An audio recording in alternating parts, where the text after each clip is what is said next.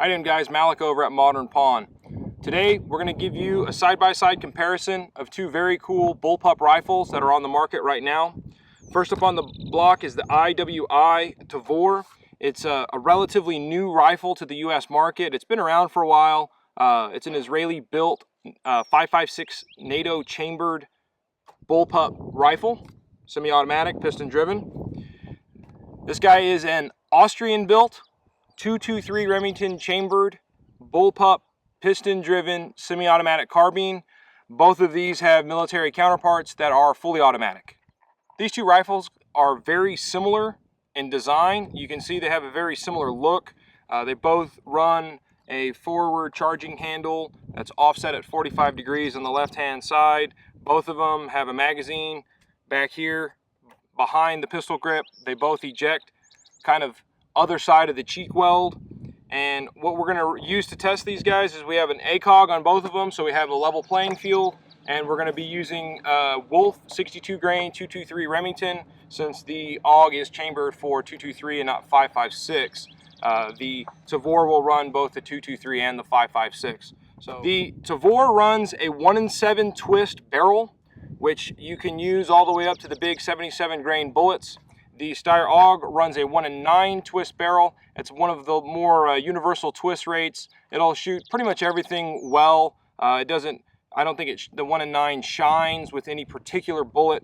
The 62 grain's a nice middle of the road. It should shoot fine out of both of these. First up on the table, guys, we have the Steyr AUG. Steyr AUG's been around a real long time. It's a time-tested, battle-tested, very universally used semi-automatic weapon. This particular AUG is the A3 that was imported into the US. So this is a US imported A3 Steyr AUG. We have a recoil compensating muzzle device factory with this gun right here. It has a Picatinny rail on top and a small piece of side Picatinny rail here at a 45 degree. I guess you can use for a light. That's offset on the left side at 45 degrees. The rifle runs the safety right here. It's a push button left to right safety, and the bolt release is right here. Bolt release is here and your mag release is here. So with this rifle right here, when you go to release the mag, the motion is generally up with the thumb and strip the mag down and out. These mags do not drop free, so you have to grab the magazine, push with the thumb, and strip the magazine out. When you put a fresh mag in, you would then push down on the bolt release, drive it home, go back to work. The Steyr AUG also has a built-in foregrip right here. This built-in foregrip is foldable, so it can fold up and out of the way. One of the other cool features about the Steyr AUG is it has a quickly removable barrel. You pull the charging handle to the rear, you push down on this lever right here and twist the barrel, and the barrel assembly comes out. So in the field, clearing something like a stuck case or a if you had to get in there to clear a squib, you can get the barrel all the way out of this guy, no problem. And to go back in, drop the barrel back in, push down and twist, barrel's locked back into place, bolt release, it's ready to go. Israeli built Tavor, imported by IWI. Very cool new rifle for us in the US. It has similar features to the AUG, but it's going to be set up a little different. We don't have the vertical foregrip, first of all, that's built in. We're running a standard A2 birdcage flash hider on the front. The safety is on the side and in an M4 style 90 degree fire safe configuration. The mag release on this rifle right here is this button right here. Again, magazines do not drop free. You would have to grab the magazine and pull with the index finger like a trigger to get the magazine to strip out. Put a fresh magazine in, and this oversized lever right here is what closes the bolt. So you'll pull back on this guy and the bolt will come forward. It's kind of an interesting oversized button, but I think once you get used to it, it's probably pretty nice because it is nice, large, oversized, easy to get to. It doesn't take a lot of force to get it to shut. So with the magazine in, set your mag, push that button, you're ready to go. The Tavor runs a standard AR-15 style magazine, standard AR-15, M16. You can put P-mags in it. It ships with their own marked IWI magazine. I think these are built by Command Arms. They ship with their own magazine. The Tavor also has a 45-degree piece of Picatinny rail on the front for lights or lasers or any of that kind of stuff. It also has a set of backup iron sights built into the rail. The ACOG is on there right now. We can't get to the rear sight, but the front sight flips up out of this little gutter inside the rail. It's got a pretty exposed, it looks a little fragile if you were to run it as your regular sights, as your primaries. I don't think it was designed to be primaries. I think they were the last-ditch effort backup style sights. But it does have them in there where the Steyr AUG does not have any kind of backup sighting system built into the rifle. As far as trigger goes on these two rifles, both these rifles have the classic bullpup, kind of heavy, not super smooth and crisp trigger pull. I do like the trigger in the Steyr AUG a little better than the Tavor. I think the Tavor has a little longer travel. It's a little mushier coming back in at the break. The Steyr is about as heavy as the Tavor, but it's a little cleaner, a little crisper break. I think it's a little better feeling trigger in the Steyr AUG. What we're going to do here, guys, we're going to give you a little load procedure, reload procedure, kind of give you a feel for how the rifle would run in real life.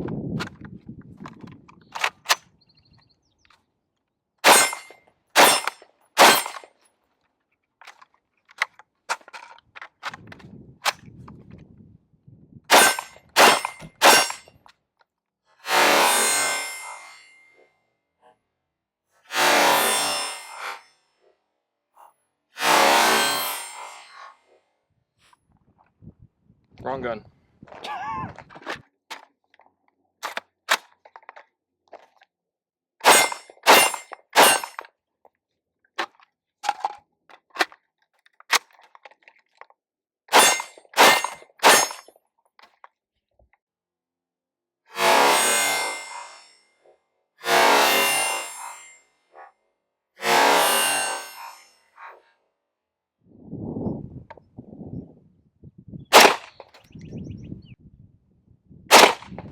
All right, guys, 62 grain, 223 Remington chambered Wolf Polytech ammunition. We were at 50 yards. This right here was the group, 5-shot group for the Steyr AUG. And we had a double up right here. It was nice in center. It had a traditional looking open pattern centered on the crosshair at 1.5 inches center to center. Right here we have the Tavor. It's a much nicer looking group. It's a 1-inch group, center to center, with a nice center string. If it wasn't for this guy right here, that would have been a pretty nice looking group as far as 50-yard target goes with the bullpup. Shooting off a sandbag, we were not shooting off a full rest, just shooting off a sandbag with a 4-power Trijicon ACOG on both of the rifles. I think both of those have acceptable accuracy. Really more than acceptable accuracy, especially with Wolf. If we were to use some match grade ammunition and probably tighten up both rifles, probably close to 1 inch at 100. Maybe not quite 1 inch at 100 with the Steyr AUG. I think the Tavor has a chance of going 1 inch at 100 with some good quality ammunition that it likes. Here's my thoughts, guys, on these two rifles. Both of these rifles, I think, serve the same purpose, having a 16-inch barrel in a bullpup, very small, compact design. They look similar, they run similar. I like certain things about each one, and I dislike certain things about each one. Let's start with the Tavor. The trigger on the Tavor is not as good as the AUG. I think I like the AUG trigger better than the Tavor trigger. Another benefit of the Tavor, in my opinion, is the layouts of both the mag release and the bolt release. I think they're a little easier to use than the Steyr AUG. I think the bolt release is a little awkward on the Steyr AUG, as is the safety. The safety is very awkward for me. I'm sure if I got shot at all the time, I'd get used to it. The magazines seem to seat and come out easier in the Tavor than in the Steyr AUG, and the bolt release seemed to be easier to function on the Tavor than the Steyr AUG. As far as charging goes, they charge almost identical. Grip angle is almost identical. The forward grip is nice, on the Steyr AUG, but it's not, I don't think, an absolute necessity. It looks like the Tavor put in a piece right here that is removable. They'll probably come out with a kit or something like that. It'll give you a rail or a forward grip or a light or something cool that you can put on the front of this. With the Steyr AUG, you're kind of stuck with this grip. It's like built into the gun. It ain't going anywhere. The other thing that I kind of had a gripe with was the Tavor does not seem to have a proper cheek weld for an AR-15 standard height sight like an ACOG. I think the Tavor's rail sits too low. I felt like I wanted this thing, the scope, shimmed up maybe a 1/4 inch or maybe a little bit more than a 1/4 inch. I feel like the rail is buried too far down on the rifle, and with this flat, straight cheek weld, the optic sat too low. I felt like I was really smushing my face down into it to get a proper sight picture out of the Trijicon. That's something that would need to be addressed, in my opinion, if I was going to run this rifle on a regular basis. Another nice benefit of the Tavor, backup iron sights is always something good to have. You can add them to the Steyr AUG. It doesn't come with them. One of the other benefits, guys, is the Tavor takes your standard M16, M4 magazines, your standard AR mags fit right in this gun with no problem. The AUG runs its own special waffle mags. These are proprietary for the AUG.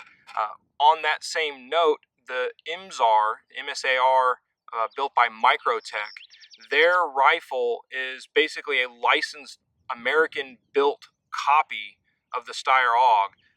And the new ones take standard AR-15 magazines. So if the magazine is a sticking point for you and you really like the Steyr layout, the MSAR is a good option because the new ones do come with standard AR-15 magazine capability. Okay guys, if I had to pick between these two rifles, for me right now, the Tavor and its improper sight picture with a standard AR-15 style height sight is kind of a deal breaker. That wouldn't work for me unless I could get the sight picture right.